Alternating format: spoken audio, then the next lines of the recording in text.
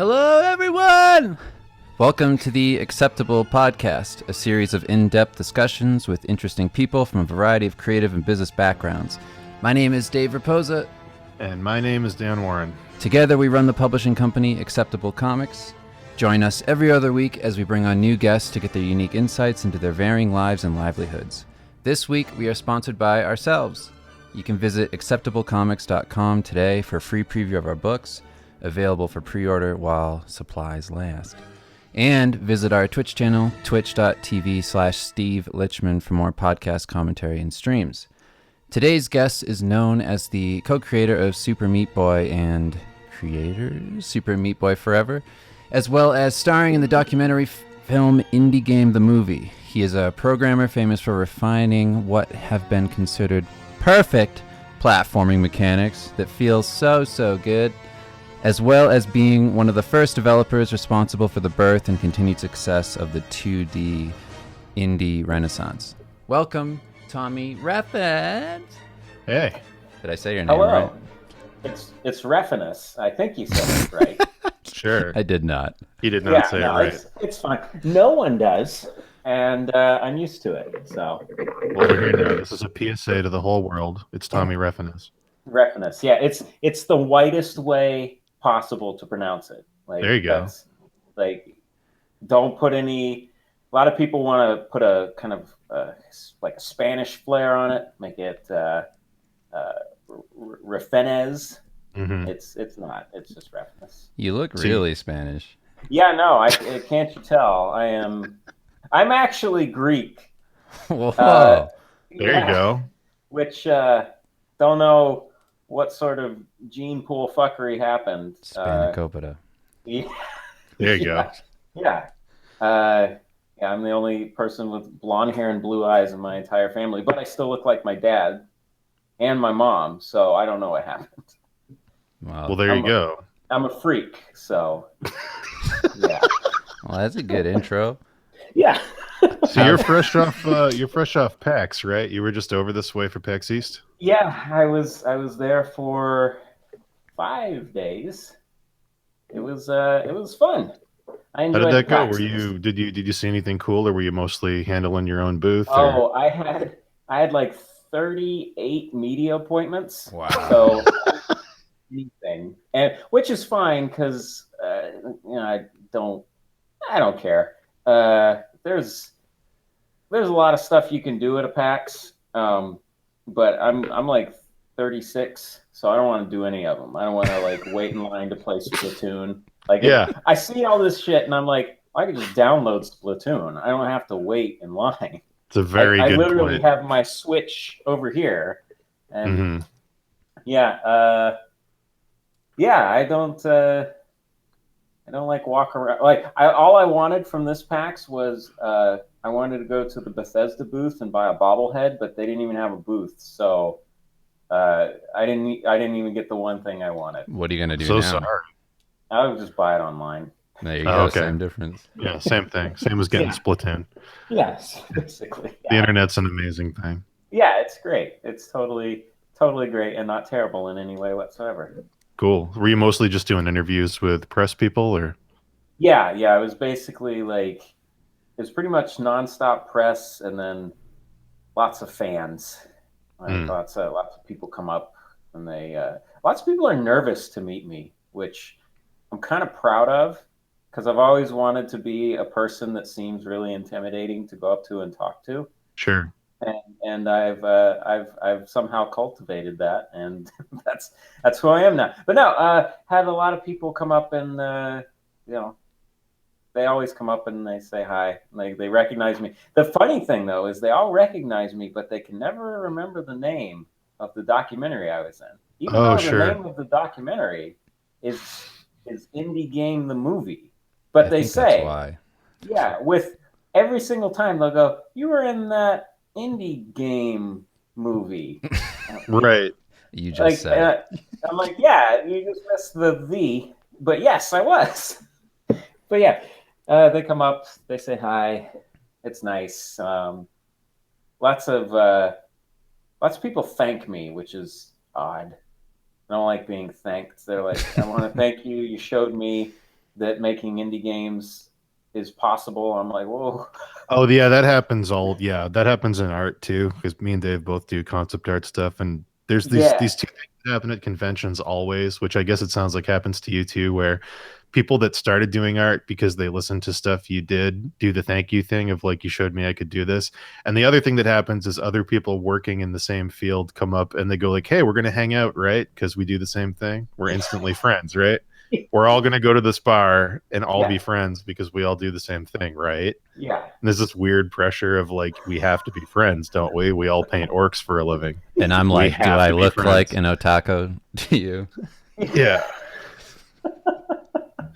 Is that a yeah, thing that happens where like other developers come up and they're like, hey, we're all going to go hang out and you're definitely going to come because we all program, right? yeah. That does happen, but I I'm immune to peer pressure, so I'm like, no, I'm not gonna go. so, It's a good way to so, be. yeah, they're like, oh, do you? A lot of times I get, are you going to the this party or that party? And like, I'm like, no, I don't want to go to any party. Like, I want to go home and sleep. Like after like talking for 8 hours and shaking hands with people, and like, it's going to sound really entitled and shitty, but being thanked constantly is exhausting. Sure it is. Yeah. Like, the last thing I want to do is like go to a bar and like yell over people to try to have a conversation. So yeah, like all I want to do is go home, and like what we did every night is we just went home and watched whatever terrible thing was on TV, because I don't have TV. Like Alaskan I bush just, people. yeah, There you it's go. like Yeah. commercials are terrible. Like I haven't had, like, I have just like Netflix and stuff, but commercials are god awful.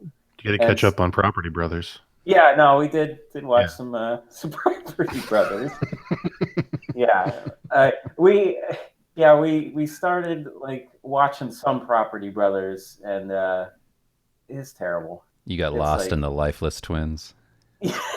they're dull, Property dull. Brothers is the only show I've ever seen that feels like a Comedy Central parody of a show. It's like actually a home improvement show, but those two dudes make it feel like a self-aware, like Nathan Fielder sort of parody of a property Yeah, show. yeah. It's well, we would watch it, and this was when we had like actual cable.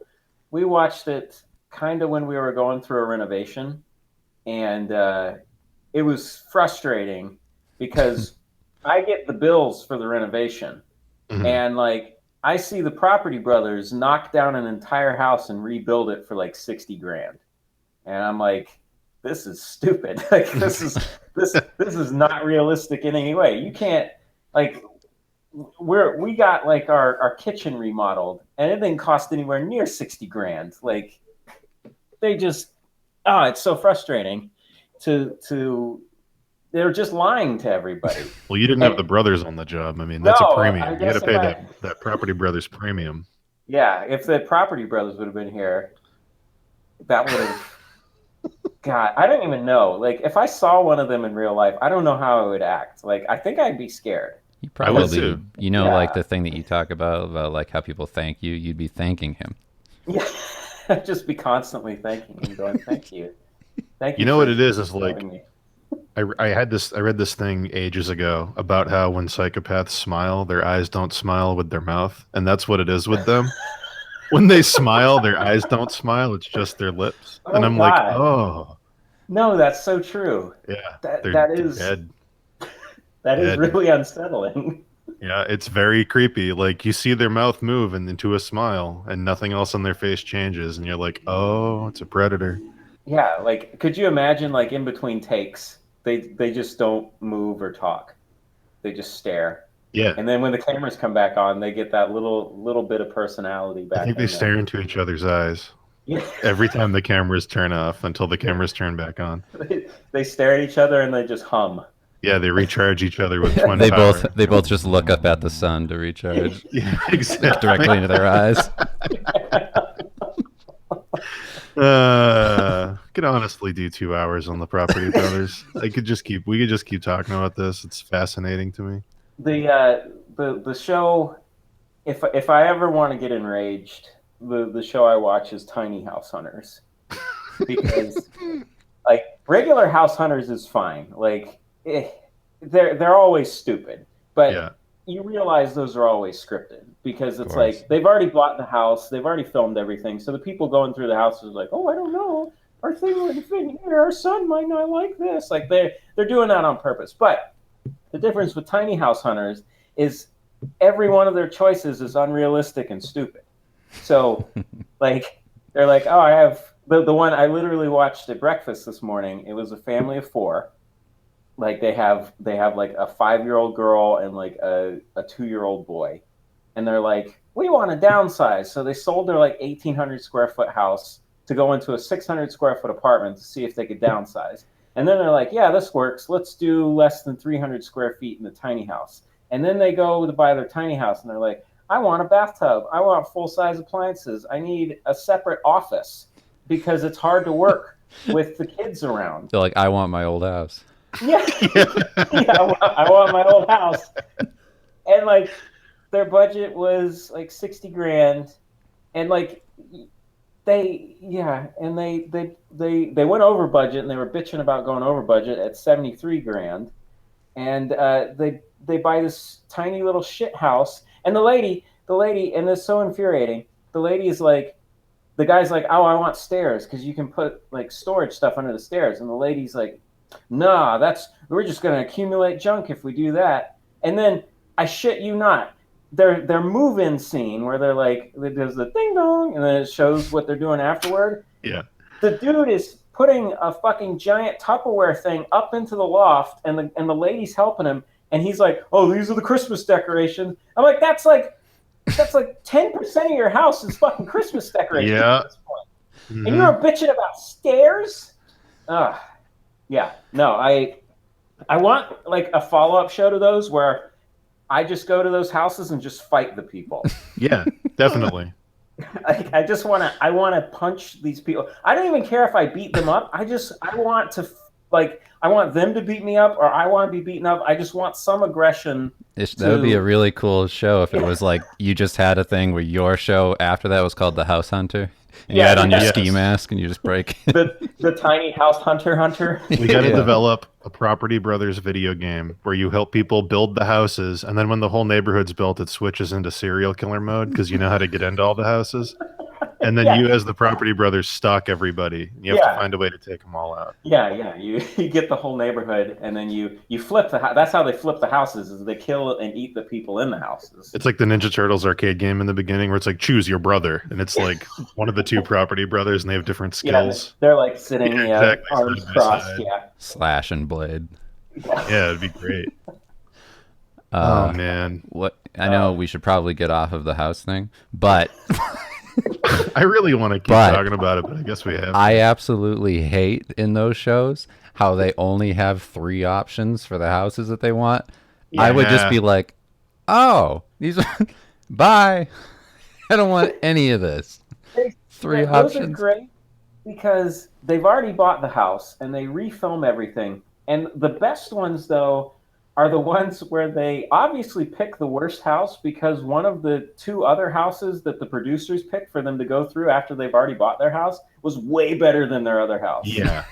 Like there was this one that they were like, the guy wanted something in the city and the lady wanted something in the suburbs, of course, because apparently in order to be on property, like any sort of house hunters or Property Brothers show, you have to have like a dysfunctional marriage. I was going to say you have to be unhappy. You have to. Yeah, you have to want the exact opposite. None of your tastes should align. So like this one place they wanted something in the city, but in the suburbs with the yard and all the stuff, and they had like this condo and then this house way the fuck out, and then this one perfect house that was like under budget that was in the city with the yard, all this stuff. It was like a bike ride for the dude's work. And they ended up choosing the one way out in the suburbs, and you know that it was because they didn't see that one. Yeah. And the guy actually punished the lady because they do the ding dong, and then they show what they're doing, and the lady is pushing like one of those old like 50s mowers that don't have the motor. Great. And she's like, well, this goes with Jean's whole like going green thing, and I don't need a gym membership anymore. And you can just tell there's Oh, tears the behind passive these aggression. words. Oh Yeah, yeah, yeah, yeah. yeah. It's like, oh, you want a yard? Well, you're gonna That's have to my mow favorite it. when they sit him down in the beginning. They go, "So what are you looking for? What's most important?" And the lady's always like, "Well, I want a lot of passing sunlight and an open floor plan kitchen." And the guy's like, "My man cave, obviously." And it's Yeah, like it's always those two answers. yeah, It's the kitchen and the man cave every time. yeah. And how often? Like, I know they have to coach these people because they always say, "Oh, I want a house with a lot of character." Oh, this Yeah. has a lot of character. That has a lot. No one says that. No one goes into a No. house that goes, "Oh, a lot of character in this The other house." one is it's character and potential, where like they Yeah, see a house that's way better than the one that they choose, and they go, yeah, "Why do you choose this one?" They go, "It just has so much more potential." yeah. It's a blank slate. Like I can Yeah. put my Oh, own blank touches on slate. it. That's Yeah, another one. Yeah. yeah. Put my own touches. I can make this my own. It's like, God. I Welcome to only On Property with Acceptable Comics and Tommy I Refenes. only require a small cubby under the stairs where I can get away from my wife and pleasure myself because nobody will touch me. Yeah, the shame cave. Yeah. Get a hide under there. The closet. Yeah, the Oh. bolt lock. I always The want on panic those room. episodes for them to go in the basement and have him go, "So what do you think?" And have the guy go, "This basement isn't big enough." Then for what? And then have the guy just walk up the stairs, not say anything. Okay. He just leaves the house and gets in the car. This basement won't do it all. Yeah. Whenever we go look at houses, because we're having a kid, so we got to upgrade this house. I always ask our real estate agent how far down we can dig, and she she That's she the gets best it. question. She knows our person, like we've known her for years. She knows our personality enough that she's like, oh haha, but you can tell it's kind of like an uncomfortable. Like, how deep can I go till I hit clay? Yeah. How far down do the property rights extend? Where's the water table? Yeah. How far down can I dig? Is this house built on a ley line?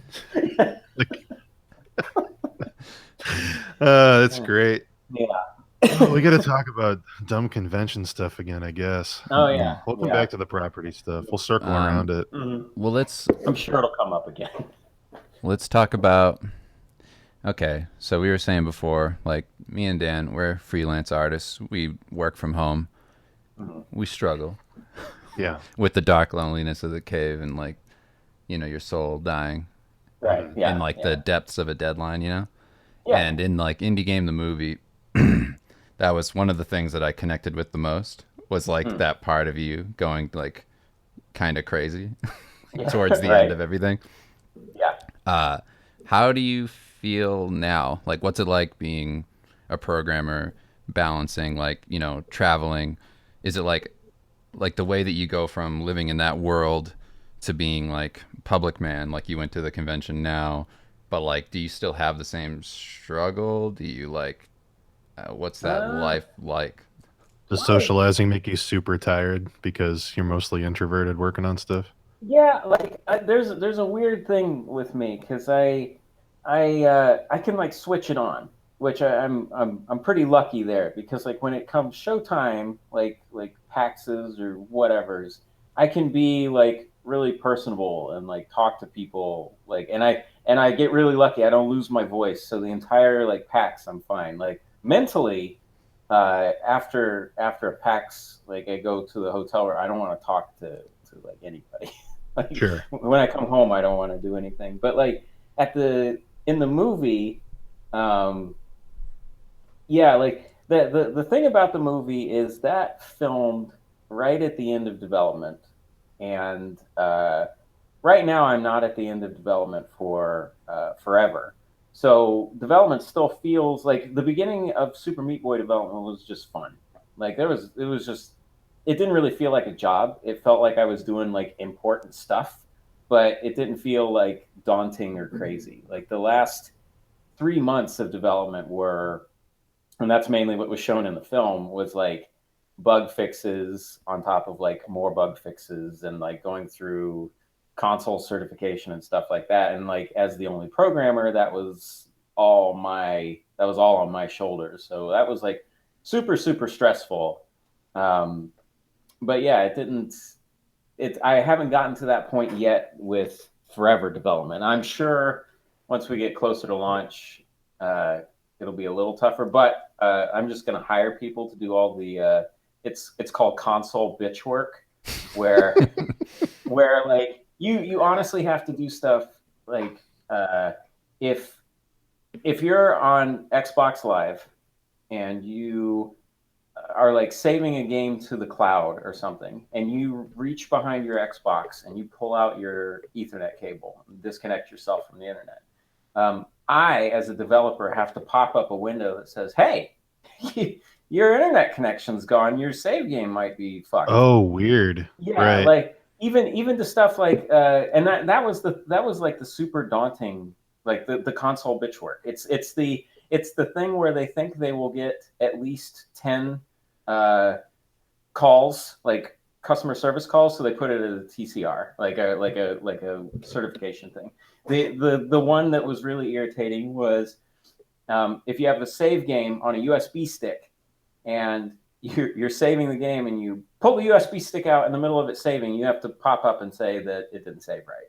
And it's like, that's a conscious choice a person made. Right. To, like, walk over and do that. Yeah. And yeah, like I was doing that kind of stuff while we were finishing up features in the game still. So it was like bug features and then TCR features, like TCR like certification stuff that was yeah, it was a lot. It was a lot to take on. But this next time I'll hire someone else to I'll get everything working. They can make sure that dipshits don't like kick their console across the room and then wonder why the game doesn't work anymore. I think that's like a lot of that mentality is going away, thankfully. Where I remember back in the day, people would look at stuff like Super Meat Boy or Braid and stuff and go, "Oh, it's just a 2D game. Like, what's so difficult about that?"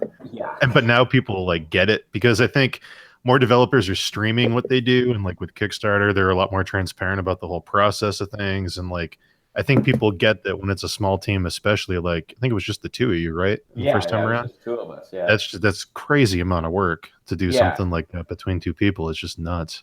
Yeah, it was. It was. We handled it.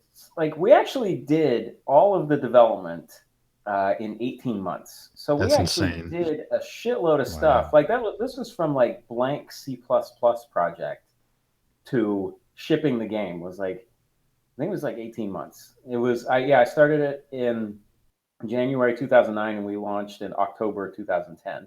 So the game had to be done by like September of 2010. What was a typical work day like when you were like, right in the middle of high productivity?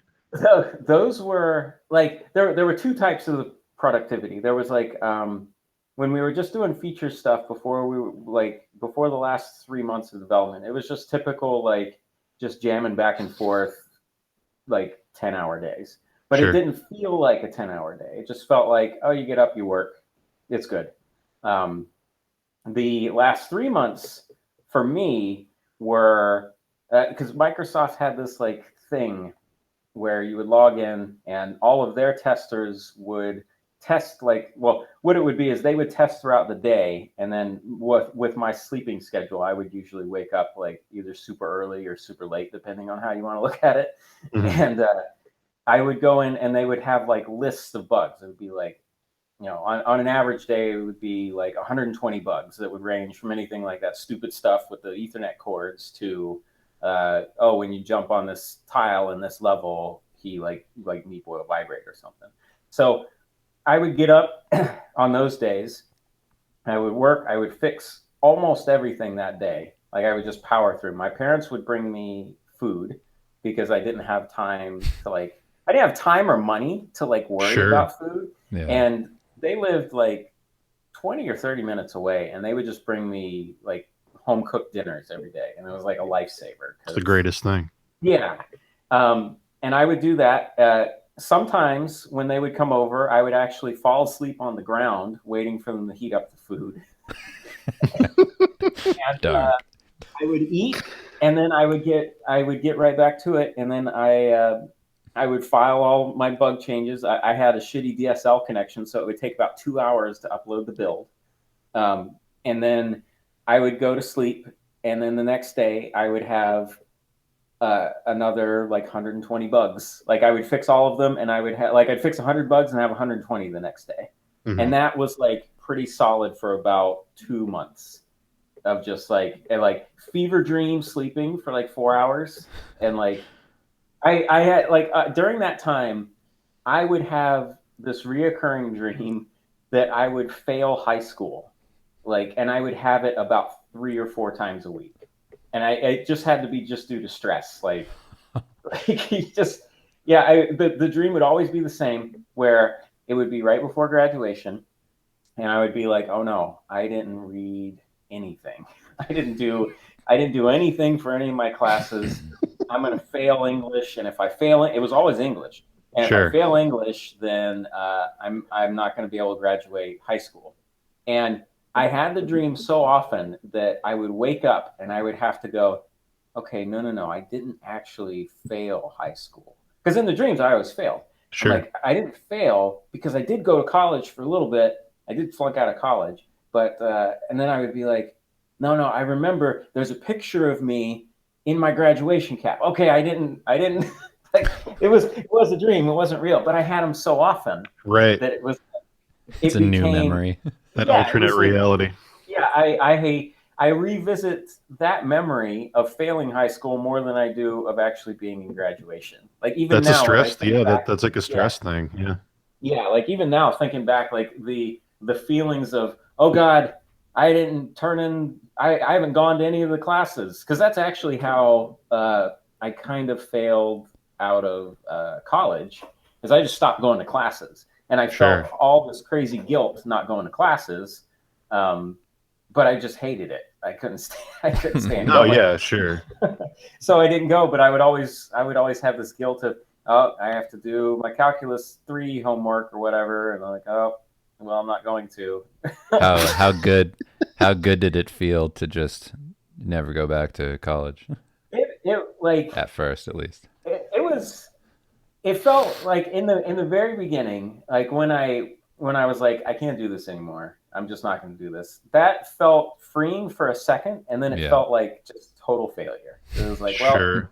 well, you're not as smart as you think you are. You couldn't even get through college. Was it a thing where you gradually backed off going to classes, or did you sit down and make a decision one day, I'm done with this, and just stop all at once? It was, I actually kind of got a raw deal at college, and it was through circumstance. Like, I, I'm not a great test taker. So Mm, I actually, like, I made really good grades in high school, and I know calculus, math, all this stuff really well, but in test situations, I'm terrible. sure. So I was like in AP calculus. I had like a 98 average in AP calculus, but the AP test I made a 1 on out of 5. It's like I made the Right. lowest grade you And all they possibly care can. about is the tests now, so it's really Yeah, skewed in a weird way. yeah. So when I went to college, they put me in like not even like the calculus I took in high school. They put me in like remedial algebra, and I'm like, I pay money to go here. Put me in this class. Like put me in this class. And the like it was like 3 or 4 weeks of arguing with the administration for me. And they finally said, fine, if you fail the class, it's fine. And I didn't. Like the first year I was in college, I had like 4.0 or something. Like I just like because I finally got in my calculus class. I already knew everything. So it was like it was almost like it was a fuck you to the administration. Sure. Like, and that's why I did well on the test. It was like, well, I'll fucking show you.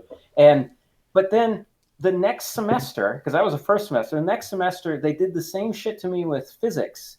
And I had this physics class that I wanted to be in. It was like this open kind of physics thing at NC State. And I go to the class, and the teacher's like, "You're not on the roster." And it took a month fighting back and forth with them. And by the time I was actually on the roster, they're like, "Oh, you're too far behind. You can't take this class anymore." Oh, that's the worst. And Mm. after those two things, I was just like, why am I paying money for this shit? Yeah, the Like, weird like bureaucratic stuff with the way colleges operate is like infuriating. yeah, and the thing that kind of broke the straw that broke the back or whatever was the programming classes. I went into the programming classes and I already knew how to program stuff, but I was never one of those like smart ass like oh blah blah blah kids. I was just kind of the all right, I'll do the assignment. Like I'll just shut up and do the assignment kind of kid. So they like in my C++ class, they had like there was this thing. One of the assignments was you had to write a little text elevator simulator where you would type in and it would tell you to go to a floor. A really simple thing. But I made mine where it was like it was the assignment was make an elevator simulator. So you could like type in the floors you want to go to and then you know, it Yeah. was an elevator simulator. And it did everything the assignment asked for and more, but it was one page instead of the TA's 2 pages, and I got a 50%. Oh, Wow. And I'm that's like, wow. I go to the TA and I'm like, You got why did I punished get for being more 50? efficient. Yeah. And he's like, well, because you didn't do this and this. I'm like, but it works. Like, look, here, run it. He's like, I don't have time to run it. I'm like, Then why am I paying you? yeah, and then Yeah. and that's what it was. And like at that point, that was I only went to NC State for it was like 2.5 semesters because when the third semester I went was when the computer science stuff started kicking in. Mhm. And I was like, this is dumb. I'm not doing this anymore. And then I hate yeah, that stuff so much. it's so dumb. Like yeah, and I went to an art school that didn't teach concept art.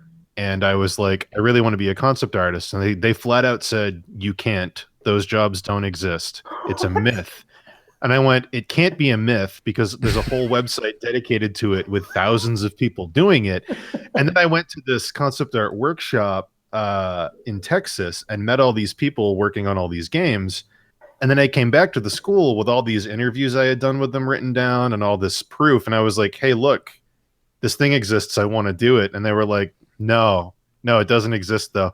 And what it was that no one on their staff knew how to teach it. So their angle of getting around it was discrediting it.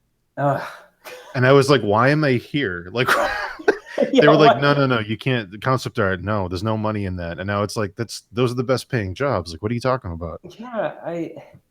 Yeah, I my friends all went through college, and like yeah, I feel like I missed out on college life because they Like all the got social college life. aspect. Yeah, Mhm. like they all they all got the parties and stuff Yeah. like that. They got the years of not having any responsibilities, and like I had like 2 semesters of not having any responsibilities, but all the while still fighting to pay these people to teach me things. Mhm. Yeah, Right. it What was was your plan after, or did you have a plan after dropping out? Like what was that like? Like the limbo between then and doing eventually what you did? that was super weird because it was at a weird time where my and my parents still are like sad about this, but I actually am really glad that they did it. But they actually cut me off. They cut me off because I was seeing a girl they didn't like. Hmm. Um, Oh, but the result of that was I learned how to manage money and like live on my own instead of having them like because they were like paying my apartment, they were doing all this stuff. So I I got like I dropped out of college. I was seeing that girl, and they kind of cut me off, and they're like, "Well, if you're not going to go to college," and I mean, they're totally justified in this. They're like, "Well, if you're mhm. not going to college, we're not going to pay for you to have an apartment and not not you know not go to college. Like that's part of the Totally deal." reasonable. Yeah. Yeah, and I'm like, "Well, that's fine." So like, I had to go get a job, and like my job was I was a waiter at a Ramada Inn, which Great. What does was that mean? so, but that's a good question. What does that mean? Yeah. Because it's very specific. At the time, waiters would get paid $2.13 an hour because they supplement with tips. Oh Yeah. God, The Ramada 213. Inn would pay you $4 an hour because you were a waiter at the Continental Breakfast. And what that means is the bills that you would give people would be like $1 because their Yeah. breakfast would be comped, but you would charge them for coffee. So uh, I effectively made like $4 an hour. I was gonna say, what was Yeah. the? There's no tips at a continental breakfast. You might make a waffle for somebody and like that's it. Yeah. Oh, I have several stories there. My favorite though is I go into work and there's these two old women and they're really really sweet and they come up and they're like, oh yeah, how are you? And I'm like, yeah, I have my personality on Sure. because I have to be in public, so I have my personality. I'm like, oh, how are you? And then they're like, oh, good. She's going into surgery tomorrow. I'm like, oh wow, well that's like they're like, yeah, normally you guys have like waffles and stuff, but that particular day we didn't have waffles. We were doing like a breakfast bar. So I'm like, let me see what I can do because I'm a nice fucking guy, right? So I go into the back and the sassy cook. She was a very sassy cook. I had to Sure. argue with her for like 5 minutes to get her to make a fucking waffle. So I get her to make a waffle. I go out, I give it to the old ladies, and I'm like, here you go. And they're like, oh, thank you so much. That's great. You're gonna make her surgery so much better tomorrow. I'm like, you know what? It's cool. Don't worry about it. And I give, they eat, and I give them the bill. They thank me up and down. The bill was $1.10 because their breakfast was comped. And I Right. watched this woman put a 10-cent tip. and and I'm like, oh, thank you. And they're like, thank you so much. And I'm like, thanks. I'm like, I could have gotten the same 10 cents by not. And the cook, she was mad at me for like a week. Sure. Because I made her do something she didn't want to do. You could have made the 10 cents by looking at the floor on the way to the kitchen and Yeah. just finding a dime. Like, Yeah, just basically going in, yeah. hanging out in the kitchen for a second, staring out the window, and then going, no, they won't do it. I could have made the exact same tip. And I couldn't even like go, well, hey, here, I know you're mad, but look at this tip. I'll share this tip with you. Like, what am I supposed to do? Give her a nickel? Like, Right. And that sick old bitch. Yeah. Hope that surgery. That's where you go. That's where She's you go. probably dead now. Excuse That me, was like ma'am. I 20 think years you. ago. Excuse me, ma'am. I think you overpaid. Here's your dime. The bill was only $1.10. Yeah, the bill was 110. She didn't even give me a 10% tip. It was like a 9.2% tip. That's amazing. Yeah. I didn't even know they had waiters at Ramada Inn. When you said that, I was like, are there even people at the Continental Breakfast? Like, it took me a minute. Yeah, it was weird because it was like just a Ramada Inn, and they had like a full restaurant, but the restaurant was complimentary in the morning, and then it was pay in the evening. And I always tried to get into the pay one because I knew I'd make better tips, but they never let me into the pay one. They didn't like Greek so people. Weird. Yeah, they were Greek. They were Greekist. There you go. Yeah. Oh man. But yeah, so like that was like jobs, and then I got a job where I was because I was doing like contract web stuff on the side for actually for a website where I made fun of their mascot, and because I saw him on like 2020, and this girl made like this web show. This was in 2000. This girl made this web show, and her dad like gave her $250,000. It was like, these are LA people, so they're like $250,000 to make this web show and this girl, and I saw that on 2020, and I'm like, that's dumb. So I made a duck hunt game in Flash that was her head, and I called it Bitch Hunt. And I put it up on Newgrounds, and like that night, I get a call from the CEO who was on 2020, and he's like, "We're gonna sue you if you don't take this down." And I'm like 19 at this time, so I'm something like, that would not fly today at all. Right? That's amazing. Yeah, and he calls me and he's like, "We're gonna sue you." I'm like, "I'll take it down. Please don't sue me." And he's like, "Okay, good. Do you want a job?" And I was like, wait, what? And he's like, yeah. He's like, you obviously have some talent. And I'm like, okay, cool. And then, so I did like web contract stuff with them. And then I got an actual full-time job somewhere else. And so the people threatening to sue you then hired you. Yeah. That's so crazy. But this was during the Ramada time? This was right during the Ramada times. Yeah. That was summer of 2001. ish. Yeah, 2001. Yeah, because I got my job right before September 11th happened. Like, Sure. yeah, and like I went into the office and like CNN at that time just had the little picture of the Twin Tower because the web servers were being bombarded or whatever. Sure. Yeah. And yeah, I was just like, yeah, did they not? Who doesn't see the building there? Because I innocently, I didn't think it was terrorists. I thought it was No, just I remember we were in school and all the teachers were like, nothing is happening. And we were like, something's happening. And they were like, no, sit, yeah, do your French work. We were like, yeah, so, something's up. People, something's you're acting up. kind of weird.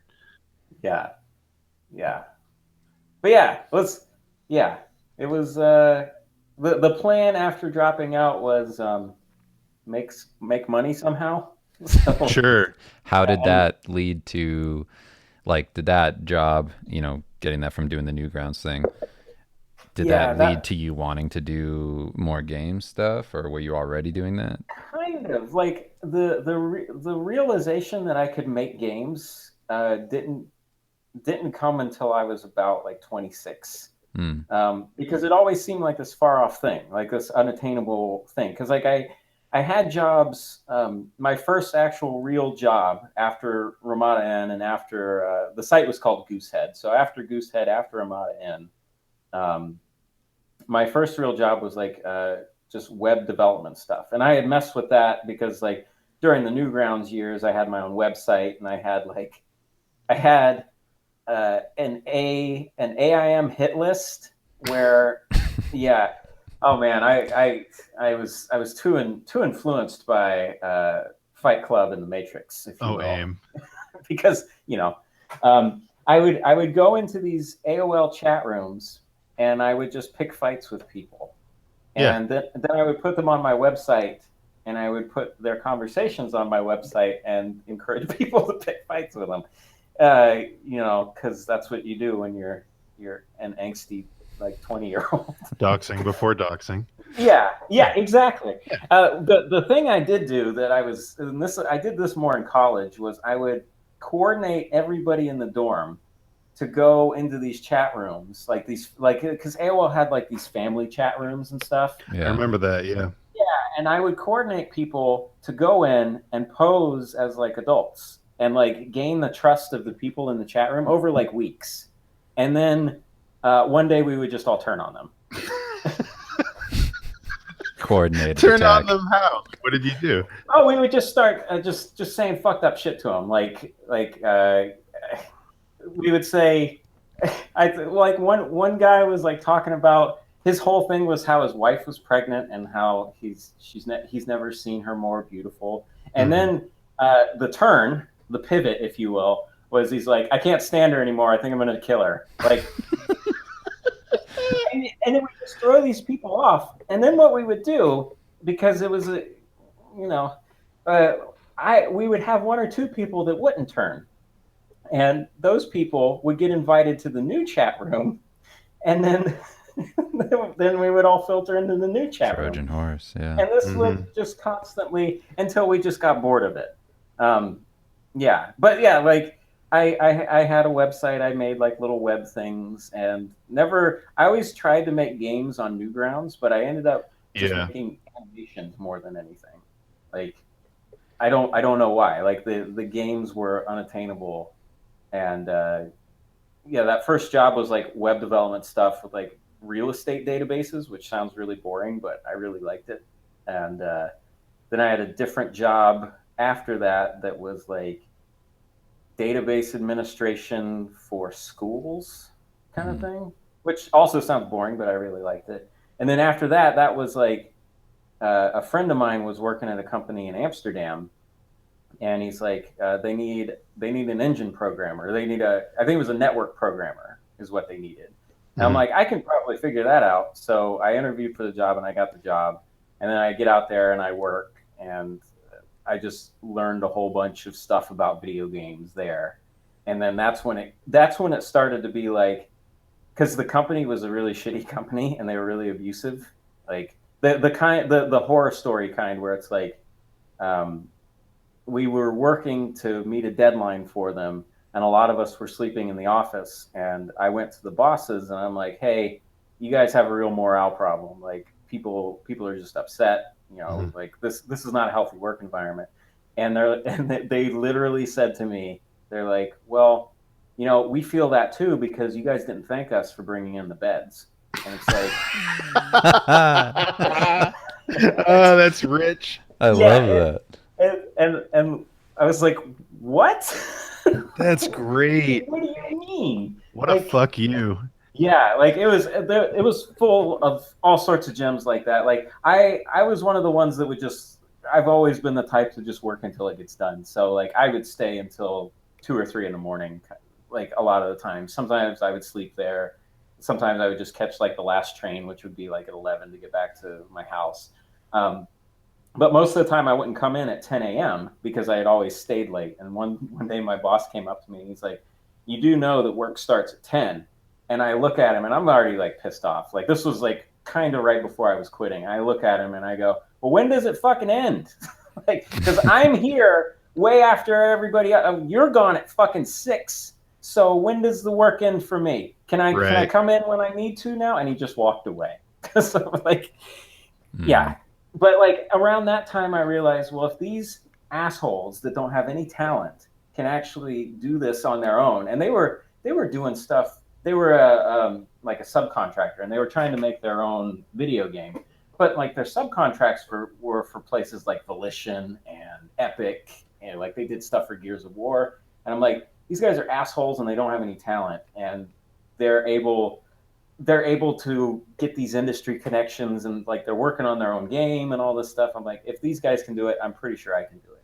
So when I quit, I'm like, I'm not going to work for people anymore. I'm just going to own the stuff. And then that's kind of when it like made sense, because it was like, oh, well, I can talk to Xbox, because, you can, if you can get in and talk to Xbox at that time. That was like around 2007 or so, right when the 360 came out. Yeah, the like live right arcades. after. Yeah.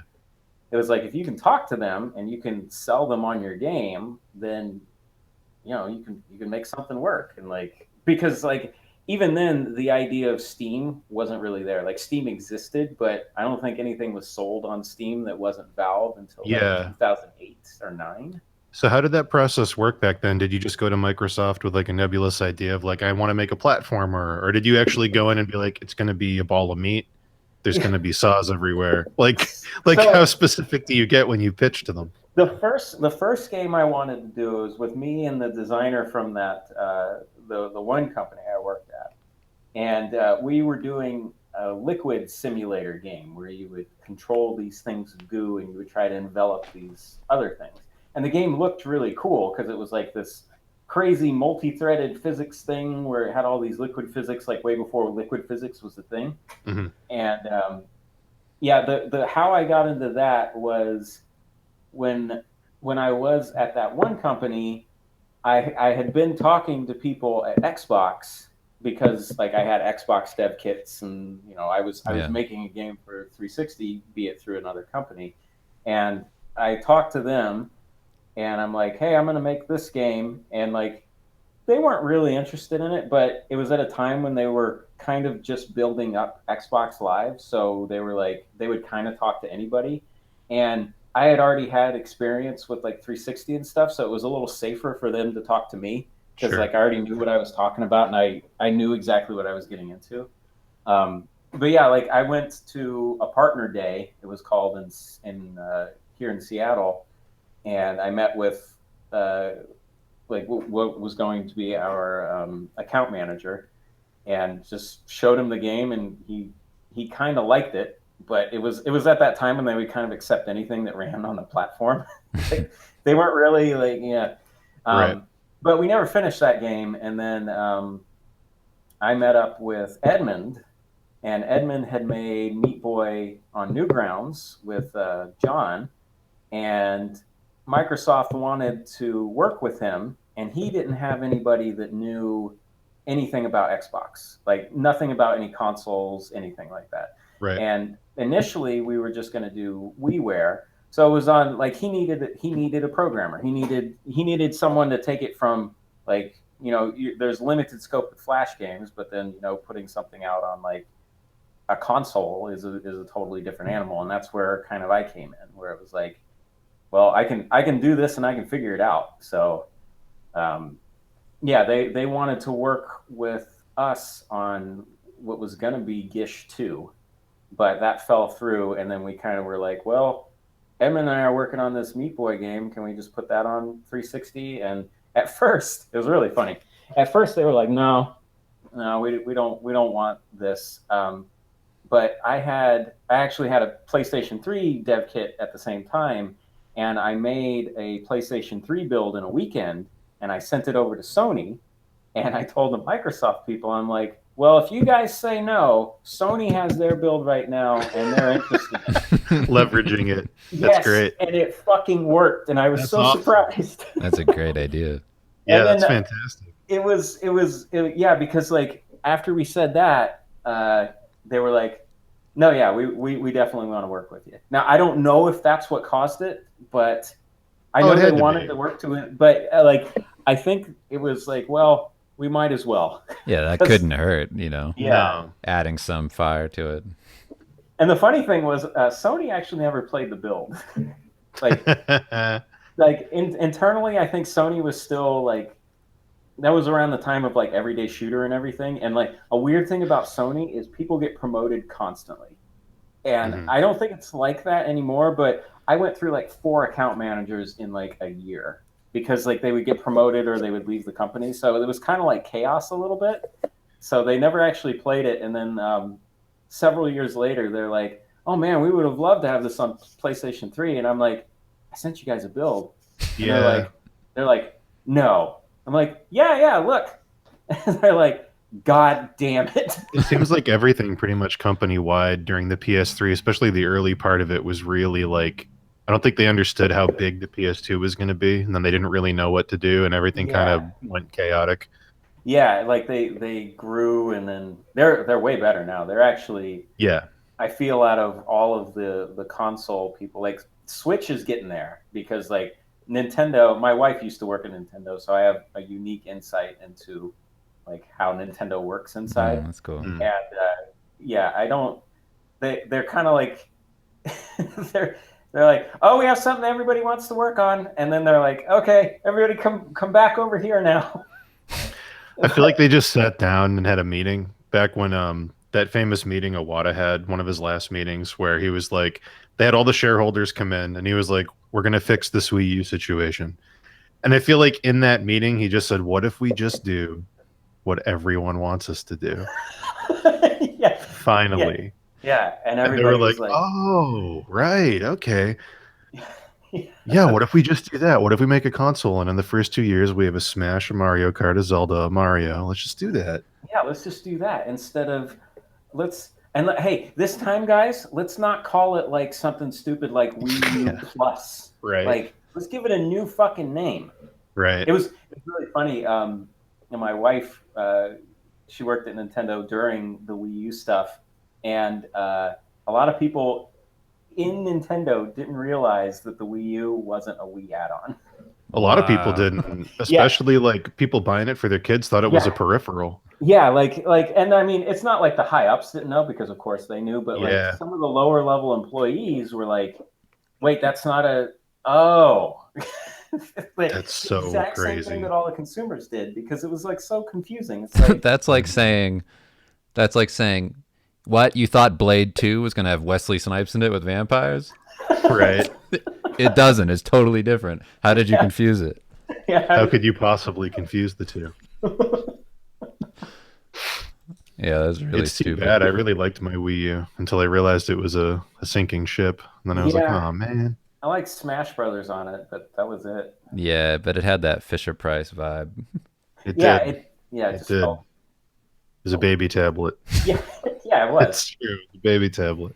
Hmm. Yeah, the Switch, they, exactly what you said. They finally did what everybody wanted, and weird how Hopefully that they worked keep out. doing it. Yeah. Well, knowing Nintendo, I imagine they'll be on this kind of upward trend for a while, and then they'll do something just weird and stupid. I knew things had turned around when I saw that they gave Yacht Club a Shovel Knight amiibo. Yeah, I was like, that's oh, this is a new Nintendo, basically. Like they never would have done this before. This is yeah, crazy. and like yeah, I mean yeah, to do amiibos, you have to like get Nintendo to like license you the little Yeah. chips that go in each one. You still like manufacture, like you still have to pay for them and stuff. Putting a third party character in a thing that's exclusively first party stuff, and Yes, it's like, yeah, okay, this is new. that was pretty huge for them to do that. But yeah, yeah, of all of them, I think well, Sony is definitely like, hey, we want you to show at shows. Hey, do you need stuff to show at shows? Here's some PlayStation test kits. We'll just ship them to you. We don't care. Like, like it's totally like you almost have to tell them, no, I don't want as much. Right. Like, I don't need five. I only need one. So, yeah, Nintendo's way better than they used to be. Microsoft is still like, I don't know where Microsoft is I have a funny these days. feeling. I don't know if it's just because I listen to the Easy Ally stuff a lot, and this is their theory, but I subscribe to it. I think Microsoft wants to turn into a version of Steam where it becomes a service. I Oh, think they okay. might phase out the consoles entirely and just have a Windows app that can stream to your TV that plays games like Steam does. That could, yeah, that could, I don't know. I'm guessing because they already have the tie-in with Windows, but that would make yeah, sense to me if they did that. yeah. It's weird because there's like I have, so I don't have an Xbox One because there's nothing that has given me a reason to buy one. The Yeah, only I thing, wanted Same. that what was the game that got canceled that oh god. Headphones and The dragons, or the dragon one. I was curious about that and then they canceled it. The one that Platinum was doing. oh yeah, Yeah, and then they canceled it and I was like, okay, well, I don't know what's on the horizon for me then. yeah. The only one I want is Crackdown 3. I was really excited about Sea of Thieves until it came out and everybody hated it. And I Did was like, everybody hate that one? just yeah, they like were like, I they wouldn't said say it's it's great not for the hate, first it's hour and then it's the lukewarm. same thing over and over again. Oh, that's a shame. Kind of like what happened with No Man's Sky, Oh yeah, I where never you do played your that one. first planet and you're like, this is great. And then the next planet's the exact same thing. And you're like, oh, it's Yeah, this. It's a yeah, cycle. yeah. This is the game now. Yeah. But yeah, Well, that's funny. So you guys were gonna start on a Nintendo platform. Were you like, what was Nintendo like your place that you ideally wanted to go in general? Are you like a? Did you grow up wanting to like do something Oh like yeah, that? yeah. Like the plan after the company I lived in and or the company well Technically, the you lived company I in. lived in. Like You had a bed. honestly, that's kind of what it was. I didn't see any of Amsterdam while I was there. I just worked all the time. So the company I lived in Amsterdam. The plan after that was like, oh, I'll spend a couple years over there learning, and then I'll come back and work at Nintendo. Like that was like the thought. Like it's a weird abstract thought because it doesn't make any sense knowing how Nintendo works. Like I don't know what I would have to move to Japan to be like working on a Mario or a Zelda or something And unless I was die a with the company. localizer. yeah. Yeah, basically. Um, but yeah, like the reason Nintendo uh, it was there was a guy working there. His name was Dan Edelman. And Dan Edelman was like the third party pioneer guy. Like no one at Nintendo took him seriously. They all kind of shit on him, but they still gave him money and they still let him do his thing. So WiiWare was like his thing of like getting like he's the guy that got World of Goo on there Hmm. and like he's what made the indie scene on Nintendo and we got a hold of him. I think Ed actually did it by cold calling Reggie's office. Not like no joke. That's awesome. And then we got Nintendo developer status by doing that. And yeah, and like Nintendo threw actually a decent amount of support. The first time we showed the game was at a media event in London. I went and showed the game. I was in London for 24 hours, and I don't sleep on planes, so it was kind of a fever dream the Mm. entire time. Um, but yeah, we showed it there, and then we showed it at a media summit. That was 2009 in London, and then the beginning of 2010, we showed it at a media summit in San Francisco. that's actually where I met my wife. She was showing Metroid Other M, which is terrible, but It had potential.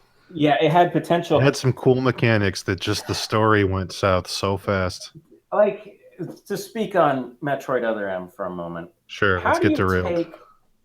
take the strongest female character in video games and I know what you're gonna say. yeah, and make it so she basically has to go, "Hey, Daddy, can I fire a Am I missile?" allowed to use my ice beam? Yeah, "Hey, Daddy, can I fire ice beam?" Like, it's That was so infuriating because they finally made a Metroid game where you don't lose all your stuff at the beginning, which they yes, always do.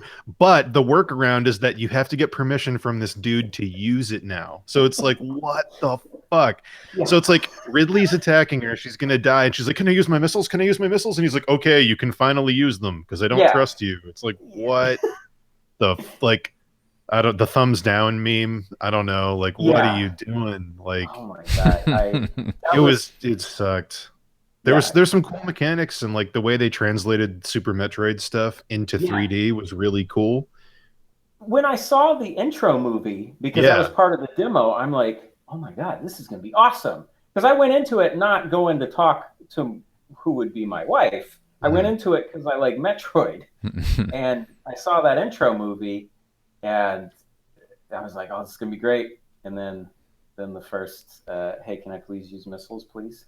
Yeah, that was garbage. did you guys bond over how shit it was? Okay, so she was incredibly on point because I was trying to derail her the entire time. Because after Samus had to ask Daddy to use a missile, I was like, "All right, this game is garbage." Right. And she stayed on script the entire time. Like, Wow. yeah, she later she told me that she thought I was funny, but during the whole thing, yeah, she was on script. She would Were not you work like in for. front of a crowd? Were you trying to derail her in front of an audience? No, it was actually little private rooms. Oh, that's funny. Yeah, I love the thing they did at the did you actually play through the game or did you just stop?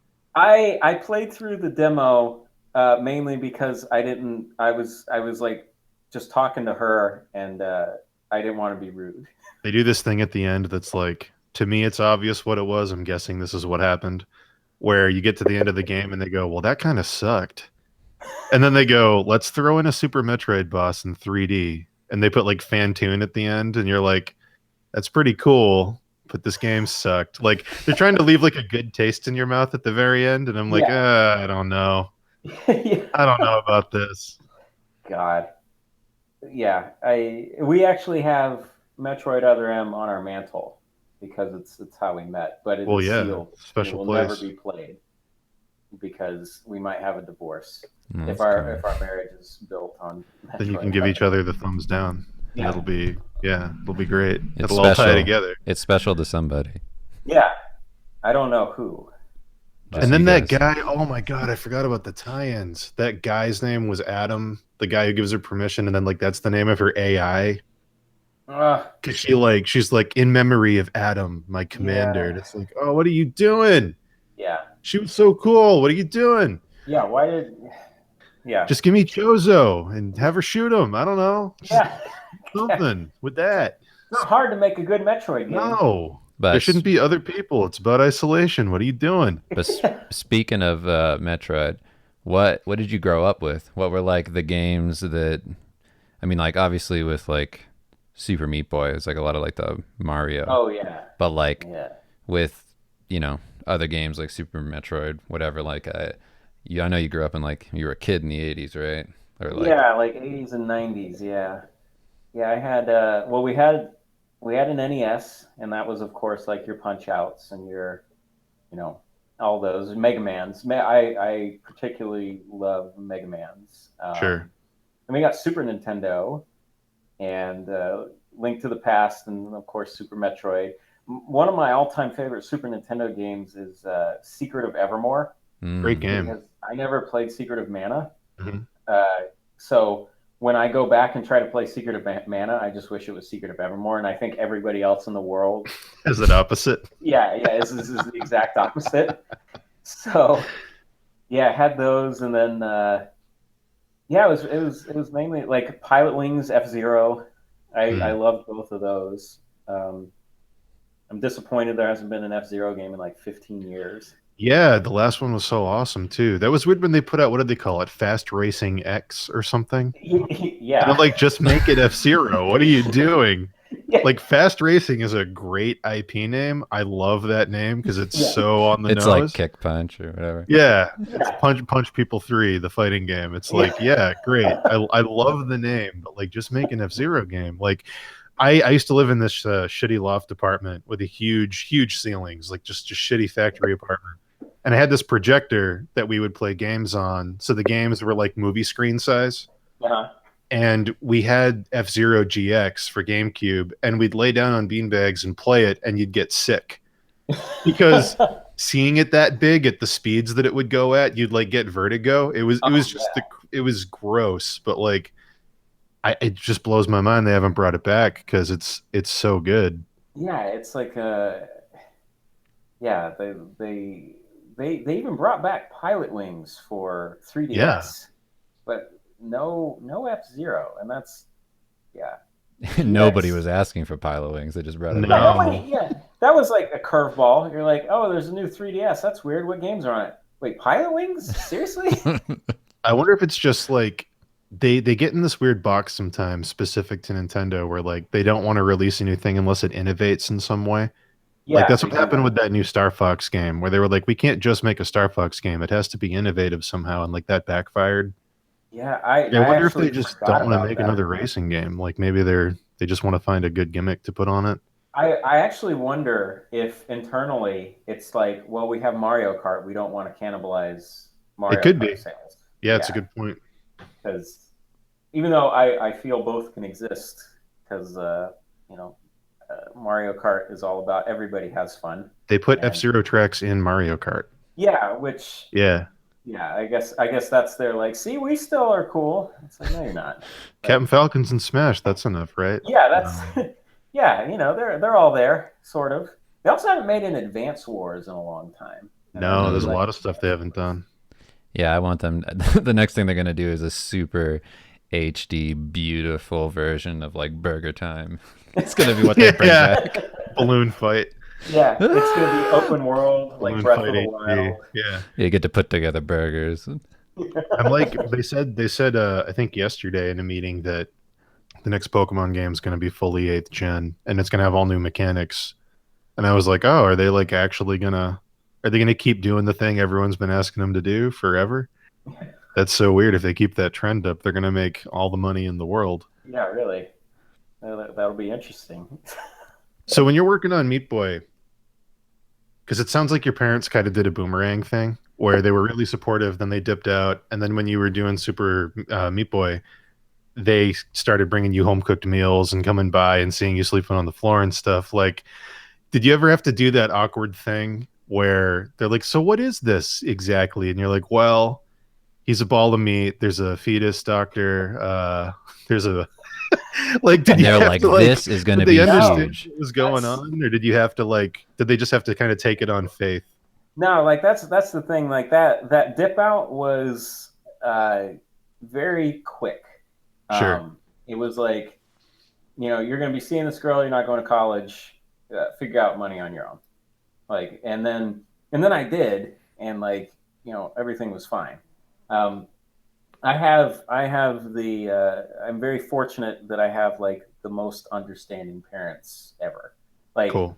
I when I came back from Amsterdam, I lived with them for like 2 years, and I didn't have a job because I was working on that Goo game, and they just took active interest. They're like, "What are you working on?" I would like show them, and like during one of the ones, it was just because it was all little blob physics. It was just all a bunch of little smiley faces, and my dad would like constantly talk about that. He's like, "Yeah, I always liked when you had all the little smiley faces on the screen." Like, yeah, like, and then when I started Meat Boy, yeah, they were like, "Oh, this is cool." Like, my dad is the type that would make maps in StarCraft, but he Mm. Oh, wouldn't make sure. maps to play. He would make Mhm. maps to like test units. Like, here's here's 100 soldiers versus 200 Zerglings kind of thing. That's a Like, very specific kind of StarCraft player. I know exactly yeah, what you're yeah, talking about. Yeah. yeah. Like he would make all these little maps and does that, and I would give him the level editor, and he would go through and play the game, and then the hard parts he would just open up the editor and just like put a wall in front of a saw so he would stop hitting it, like, and yeah, like they yeah never had any like, hey, this is what I'm doing. It was more like they were always very much, how can we help, like, Wow. and I know that's rare. Yeah, that's really And nice. I'm very, very thankful for that So because, they yeah, didn't do the whole like for us and the stereotype with artists in general is like, oh, you're gonna get into art, you're never gonna make any money, you're not gonna do anything. Like you hardly ever get like support or like backing. Yeah, very rare. Or yeah, they were like cool with it. Like they were like, I mean, it sounds like from what you're saying about your dad playing StarCraft, like he kind of gets that that's a real thing. yeah, yeah. Like they didn't know how I was going to make money, but they figured I would. So that, like, they didn't do, instead of they assume that I'm not going to, they just assumed that I was going to. And That's cool. yeah, like I hear other stories of people that are like that's one of the things when people come up and talk to me about the movie, they say, thank you for doing that. It was how I explained to my parents what I do. Oh And yeah, like, that makes sense. Sure. yeah, and like for me, like I can't relate to that because I've never had to explain to them anything like that. But like, that's it's super common. Like you have to, people say, "Oh, what are you drawing? What are you drawing for? You get a job on the farm, that kind of shit." Like that's Hmm. common. Like the Yeah. uncommon thing is, "Oh, you're drawing? Awesome." Like, that's the uncommon thing. And That's where yeah. we came from, where they were like, "You're drawing instead of growing cranberries in the cranberry bog. Yeah, Put yeah, your do boots something on, with your you son life. of a bitch, and pick some cranberries." Yeah. Yeah, I never had that conversation with them. That was and yeah, that just made it so much easier because they just, you know. Well, I heard that you had like one of the things I heard at the interview forever ago was like about how during that time you were like going to the store every day and like buying like Coke or something like that on the card. What is that thing? And you like went into debt. Oh yeah, yeah. That was actually, I was in Santa Cruz. Coca-Cola for everybody Yeah. listening. Yeah. You were going to the store and getting Coke every Buying day. tons of Coke and going into debt. No, Yeah. Coca-Cola, the beverage, everyone. I would just get coked up and run through Whole Foods. Yeah. Yeah, I was in Santa Cruz working with Ed, and we would walk to a convenience store like every day, just like as our break. And I go and I grab a Coke Zero, pay for it with my card, and I was overdrawn. I think my like power bill posted before another check posted or something, and like I had an overdraft, and then the overdraft couldn't get funded because it's an overdraft. How the fuck am Yeah. I supposed to fund it? And they charged me for that, and they charged me like 5 times. Hmm. The Coke Zero cost me like $150 in overdraft fees. Yeah, Was this like yeah. that? Yeah, I was wondering like during that time, like you had support from your parents, but like you yourself, you didn't have a ton of money, like, or you weren't like No, comfortable at all during that time, or. I had I had money from contract jobs because Mm, before I started Meat Boy, I did a couple of contract jobs that paid me like a decent amount, and I had that in the bank, and I lived off just about nothing. Um, and I had Jeff Roberts, who makes. If you've ever played any video game, you'll see in the beginning it has like Bink Video. Like that's every video game uses Bink Video. It's a company called Rad Game Tools, and Jeff Roberts runs it. And he was doing a patron thing, so he was giving me like $1,000 a month, and that's basically what I was living off of, uh, and that in the contract jobs. So yeah, I think what it was is the Coke got charged right like a day before the auto deposit for Jeff's Hmm. $1,000 for that month, and yeah, Overdrafts are great. I had a $50 Snickers bar once in college. It was fantastic. It didn't taste like $50, did it? I was like, oh, 89 cents. Cool. And then I was like, oh, $50.89. It's Great. it's so shitty how banks make money. Because like they take your money every night and they invest it in international markets and then they put it back before the bank opens. So they make money off of your money that way, and then they make money off fees. And then I deposited a bunch of cash from PAX. We were selling pins, and I go to deposit this cash, and they charge you $3 to deposit cash. Yeah, service fees. Like, Yeah.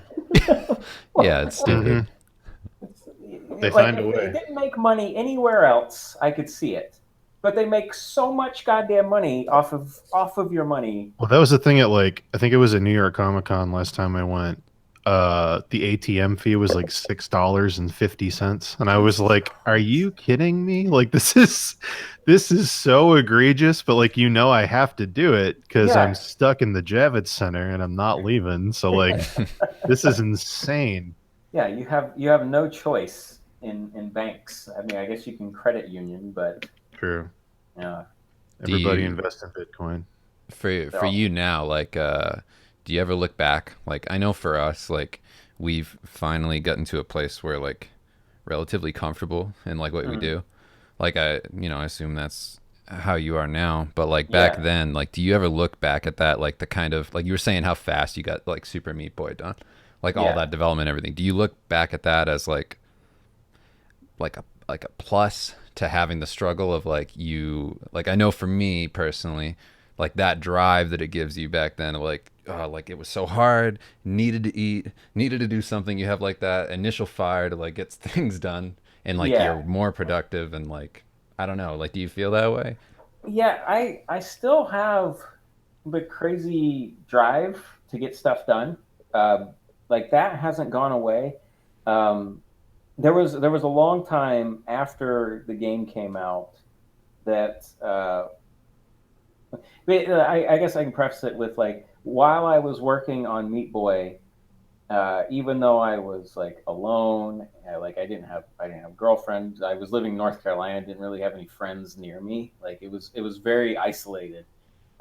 Even though I had all of that, what like working on Meat Boy felt like an important thing on like a world scale, which is weird because it felt to me like this is a really important thing that I'm working on. Like I don't know what the future is going to hold for it. Like I was never like, oh, this game is going to fail, but I didn't think it was going to do as well as it did. Hmm. And like while I was working on it, it was like there was that like dream of what it could be, and then like the wild dream of what it could be, and then the reality of what it became being more than the wild was like, oh, so after that, like stuff that I had worked on, none of them felt like important or fun Hmm. until I was able to start working on Meat Boy in 2017, and then it just I don't know it feels like good and important again, and I don't know if that's because of like the recognition of it or that people care about it because people cared about first Meat Boy before it came out. The pressure Like of like the expectation. yeah, like it's just it feels like yeah, it feels like the struggle isn't there. Like there's a different struggle now. There's the struggle of like almost proving Yeah, like a proving my legacy kind of yeah thing. Yeah, you set a standard with the first one and now you got to yeah meet it. like I set yeah, we set like an impossibly high standard with the first one, and like you know uh, the sequel to a game like Super Meat Boy has to be incredible because Mhm. it can't be shitty, and then there's the working against the flow. The correct flow for a sequel would have been make a new game with like 600 levels and just call it Meat Boy 2, like put new art and stuff. But then we go and do the two button thing. So Mhm. it's like fighting. It's like swimming upstream, but still trying to make like this amazing sequel kind of thing. And yeah, I actually really like that. Like it's like a design challenge, and then writing the story for it is really fun because like they have a kid now, which like echoes what I'm going to be going through in like 3 months. And Right. yeah, like yeah, it still feels important and good. And even though I don't have to like fight for food and the checks that I haven't overdrawn an account in like 8 years. So yeah, I don't have to wait on checks to come in. They just it's there already. Like that part of the struggle is gone, but the struggle to make something that lives up to the first one is still there. And like that's a nice motivator, I think. Right. So it's like coming through the door, like that whole proving that you can do it, like that's done, but then it's this new thing that you have to deal with of like, yeah, that like legacy. I like that in terms of just, yeah, it wouldn't matter how successful you get. It's like that's your name. Like if it Yeah, doesn't live up to that, then yeah. yeah. Like if I, It's if I put out a shitty Meat Boy game, like what does that say about the first one? Does it say that the first one was a fluke? Like, does it say it was just luck? Because there's there's this kind of thing in indie development that I really don't like, and it's this whole thing of luck plays a huge part in stuff. And mm, while I will agree that luck plays a part in things, I don't think luck had anything to do with the success of Meat Boy. Like No, luck, it as was the in controls for sure. Like yeah, that, it like was just played really well. yeah, it was like it was that was a game that was designed and like everything in that game was done with care and it was done with purpose. Like except maybe the bosses. The bosses were not great, but the bosses really didn't matter because it wasn't a game about bosses. It was a game about levels and it was a game about control. So like I can't sit here and go, oh yeah, we were just really really lucky. Like we were lucky that we did it when we did, but I still believe if that game would have come out this year, it still would have done well. I don't know if it would have done as well, but that's where the luck thing comes in. It still would have done well enough to make the next game. Like Yeah, I it's have right. just I have no there's more doubts about that. competition now, sure, but like it's still quality.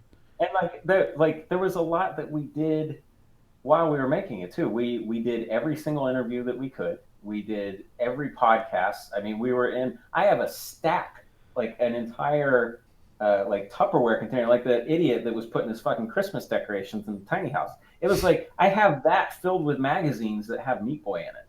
And Mm, the reason that happened wasn't luck. That was because we were bugging the shit out of magazines. We were bugging the shit out of everybody. Like even the PETA thing, that wasn't luck. Like they made that dumb Tofu Boy game partially because we went on their message boards and told them about the game. I didn't even know Like this was a thing. PETA made a reactionary oh yeah, game to that god, was yeah, Super the Meat Boy. funniest. yeah. Right That's after right amazing. after Meat Boy came out, like two or 3 months, Edmund calls me at like 9 o'clock in the morning. He's like, "You got to see this." And PETA made like Super Tofu Boy, So and wait, like Super Meat Boy is alive still. So he's not. This is where it yeah. gets confusing to me of why PETA was offended by it. Oh, because it was meat and PETA's stupid. So It's so funny because yeah, he's alive. He's not like it's not He's like not a a dead steak. animal. it's Yeah, like technically not what? even like a beef product or No. anything. It is a boy without skin. So I It's like if don't. they got mad at Meatwad on Aqua Teen Hunger Force, it's like, Yeah, what are you really? yeah, yeah. And they made a little really terrible like they really if they were going to copy anything from the game they should have copied the controls. But like it was a really terrible flash game, and I guarantee they probably spent a couple $100,000 on it to like protest this thing. And but like the reason that exists, I believe, is because we went on their message boards and we told them how outrageous it was that there was a game that was all about controlling meat. Like Oh, so this is your old AOL tactics coming back into play of they invading a message board. It's full there circle now. I see. yeah there were some guerrilla tech. Uh-huh. Yeah, the AOL chat rooms. I don't exactly feel bad about them. Um, That's really smart though, because that's getting ahead of your critics. realizing who's going to be offended and getting in there before they have a chance to be reactionary. Yeah, just Yeah, being who's going to potentially hate this? Who's the villain? Let's Be show the yeah. them everything. person, be the person leading the mob coming after yourself is genius. But see, like that's like a lot of Meat Boy's success is due to design and planning, like that luck thing. So like if I put out Meat Boy 2 and it doesn't do well, then I can't sit here and go, "Oh, Meat Boy wasn't all about luck." So I have to reaffirm my theory that luck had little to nothing to do with Meat Boy's success. It's usually Yeah, that I don't thing where think so like either. the luck of something is directly proportional to how much work the people put into it. So it's like Yeah, the luck doesn't really factor in because that's always yeah, the thing is the people that work the hardest usually end up being the luckiest And it's once you also to look at it. like discount the work that goes into it. It's like you can't just say somebody's lucky because they did something. It's like everything that they do leads to a place. Like it's not luck if you get an opportunity after going to like multiple conventions, showing your stuff, talking to everybody, networking, and then having Yeah. an opportunity fall in your lap because of the connections you made. Like that's yeah, not luck. You yeah. did It's that. That's like in the art community, it's the equivalent of people that say, "Oh, you're just talented."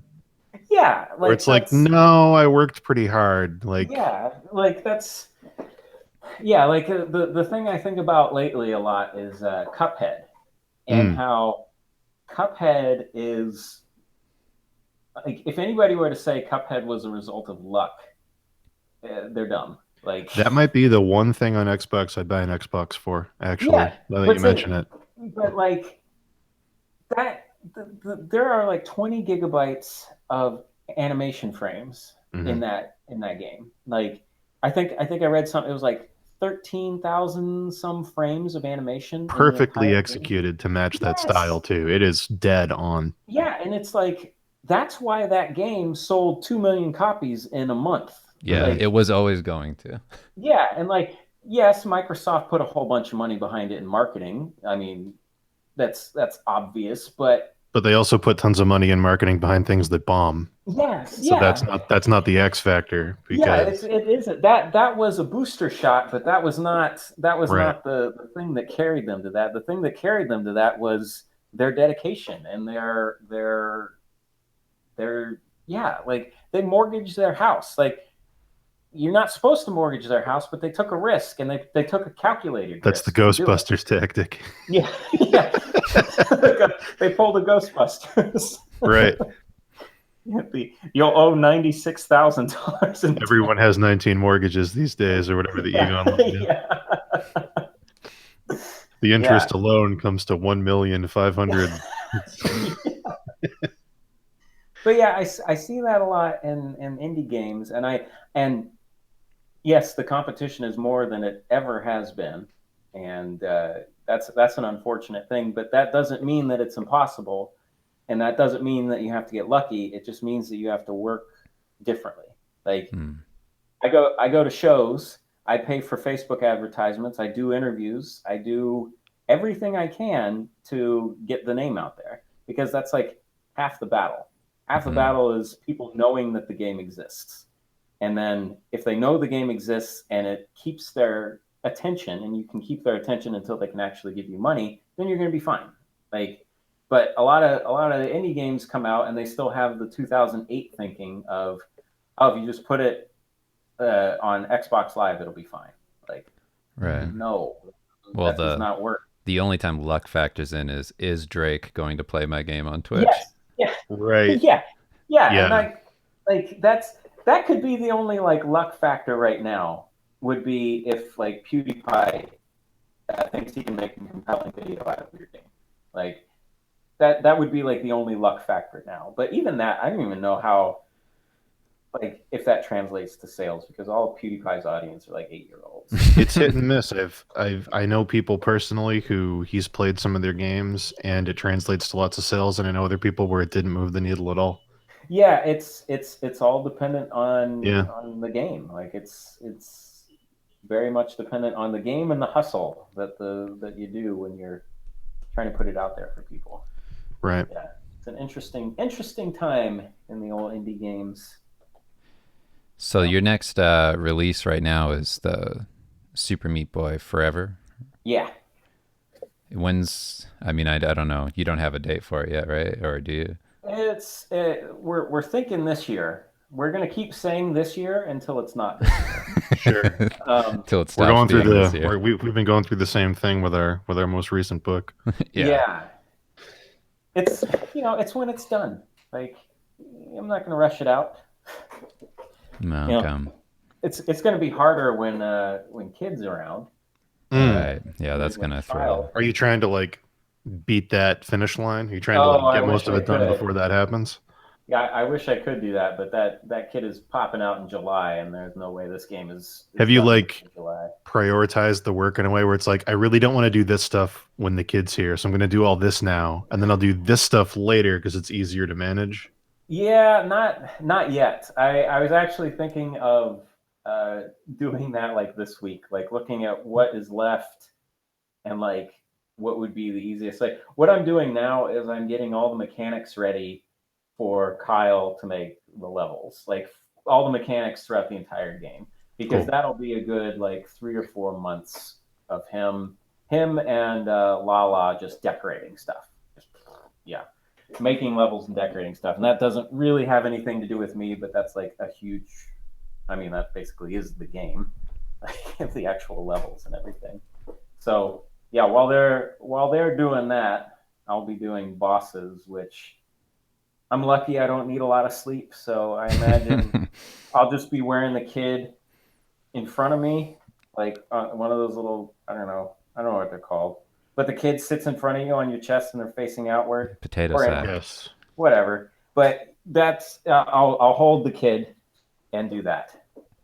Beautiful. So yeah. And Collaborate. hopefully the sound of my keyboard tapping will put him to sleep because it soothes my wife. So maybe he'll have the keyboard tapping sound soothing gene. It'll at Maybe he's least been be listening to it nostalgic. this whole time. Yeah. Yeah. Do you have to head out now? I know. I wanted Oh to yeah. I basically like probably. get this to you in case I just looked at the time and I was like, Could oh, talk to you for much longer, but we don't want to keep you. Oh yeah. I probably should because my appointment is at 2. I don't even know why I'm going to the doctor today. Anyway, like Why? I'm not sick. That's how I work with doctors. If I'm not sick, why am I going? Right. To Just go, prevent doctor. death. I'm about to have a kid. What do Yeah. what do I need to not do? Yeah, yeah, we're good here, but yeah, I probably should head out. All right, Unfortunately, man. Well, it's been great talking to you. yeah, I wish we could talk more. There's We're so gonna much do more I want to say about. we're gonna do season 1 of the Property Brothers riff track with you, where we just watch it in real time. You can sync up your audio. Oh my God, We'll do a let's watch. I'm not even joking. We should do that. I would We love could to do absolutely that. do that. We can donate all the money. I am 100% on board. Yeah. We'll do a bonus Chip Gaines episode. Yeah. Oh God, I That'd be great. fucking hate Chip Gaines so much. I don't even know who's Chip Gaines. That's a Oh great my- name. It is a good name. He's the quirky one on the HGTV. Oh, never mind. I do know who you're talking about. He's a lovable goofball, Yeah. man. Yeah, Oh, he's so zany. God, it makes me.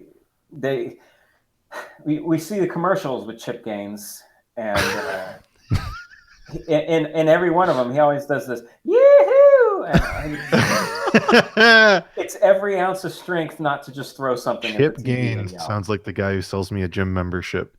That's like the weirdest name.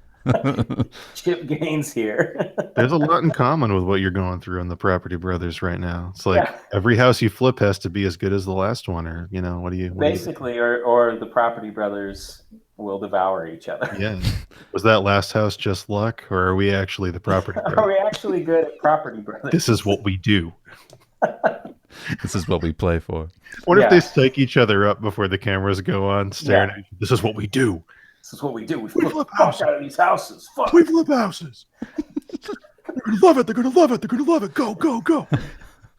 Only charge them $5,000 because we need to sell the fantasy. This flannel's so tight. Yeah. Yeah, they pin him in the back. They turn each other around. We gotta taper those jeans. All right, we'll let you go to the doctor. This was great, though. But Yeah, no, this was a lot of fun. where do we wanted to plug stuff like for your, because art is kind of what we do on here.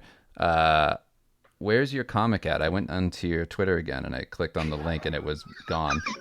Oh yeah, it's Hold on. Someone in the chat donated us a tip of 10 cents in honor of your story. thanks. That's so good. Oh, That's really funny. thank you so much. Oh That's yeah, I forgot amazing. this was live. Yeah. Yeah.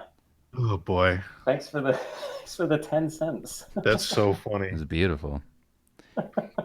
Yeah, where can we find the comic? Oh yeah, it's on itch. Let's see, itch.io. Yeah, my pay what you want. Where can I send this to you? I'll send it to you in the. Wait, I could probably just go to the chat. Yeah, you could drop the link in the chat. Let me find the link to the thing. It's twitch.tv/Steve Lichman. Mm-hmm. Yeah, just so people can check it out. It's cool that you have all this other stuff going on. We wanted to ask you a lot about that.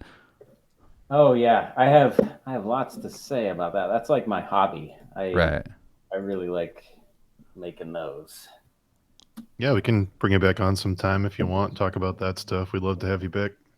Yeah, no, that would be super fun. Yeah, I just posted it in the chat. Yeah, everybody check it out. Support beautiful people doing beautiful things. Follow Tommy. You see it on the screen. Tommy Refenes. Refenes, yes. At Super Meat Boy. At Yeah. Tommy Refenes. And obviously Super Meat Boy forever, but there's 7 people watching. So No, we got like 100 people. oh, okay. We're good. Uh-oh. There goes my dog. Well, time to wrap it up. All We'll be in right. touch about the Left Watch Property Brothers season 1. Yeah. We'll get that out there. It'll be great. Yeah. Yeah, everybody look out for the new season of Property Brothers. It's dropping soon. Yeah. You can watch them on I hear HG. one of the Property Brothers hangs dong. Whoa. Yeah. You gotta watch out for that. Yeah. Season finale. Fantastic. All right, everybody. Thanks for coming, everybody. All right. We love you. All right. Bye. Bye.